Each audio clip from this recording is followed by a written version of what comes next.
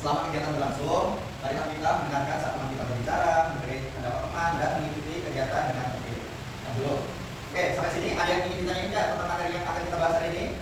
Nah, jika ada silakan ditanyakan. Gimana, paham semuanya? Jadi nanti itu kalian akan mendengarkan materi, berdiskusi, dan menyampaikan pendapat dengan baik. Gimana nih, kalau sudah siap semuanya?